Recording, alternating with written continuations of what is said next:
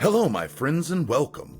Today I have Miyazaki back on the show to ask him some questions relating to Bloodborne.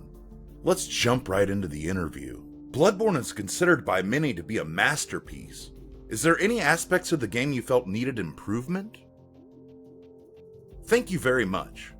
I try not to think too much about which elements I'd improve after shipping a game, but I'd have to improve on the Chalice dungeons and the blood gems that I wish were a bit more detailed, worked more thoroughly. I see the possibility of adding more to it. Bloodborne 2, unfortunately, it's not up to me.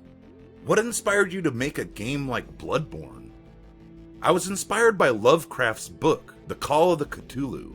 Anyone who played the game will likely know that I was heavily influenced by Lovecraft and his work.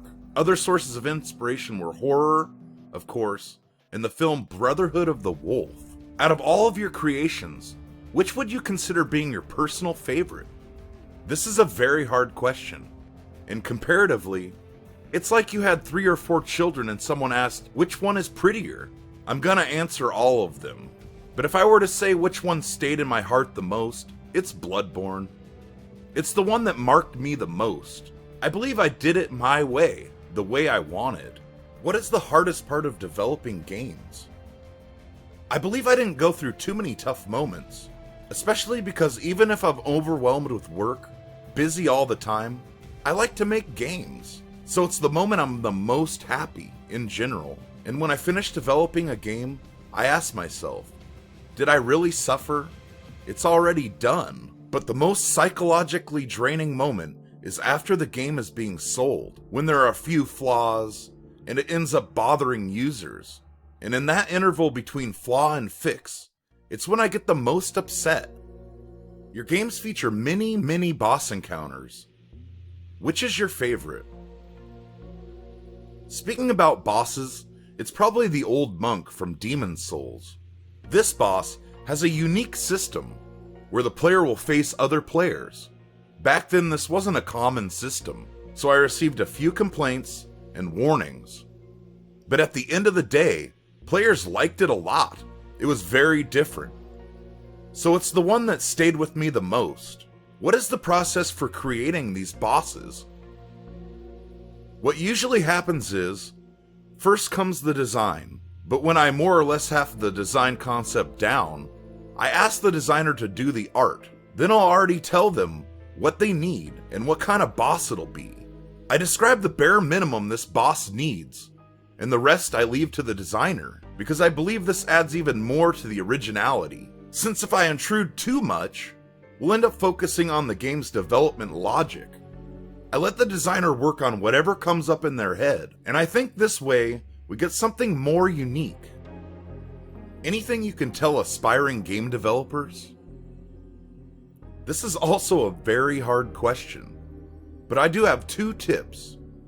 First, I believe that the game itself is a kind of media content that brings many possibilities, and this happens for 2 reasons. First of all, the game reflects cutting-edge technology, so the more the technology advances, this ends up reflecting in the games. Secondly, it's time. I believe people have more and more spare time, and how they use that time to do something, I think games give a little extra value in this way, of using your time, and enriches life with fun. Another tip is that I also played a lot of video games before starting to develop, and what I have to say is that making games is like a game itself, and this is very cool. So I believe people who really enjoy games and want to invest in that career won't end up disappointed or sad because they'll always be playing. To put it briefly, making games is an area with a lot of possibilities, and it's a lot of fun, so good luck and work hard. What do you do when you're not creating games for From Software?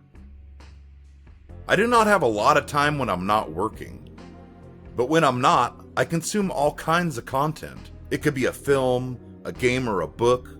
I really like tabletop games, and recently my son was born, so it's been a great way to use my time, spending it with the family. But what I like the most is to make games.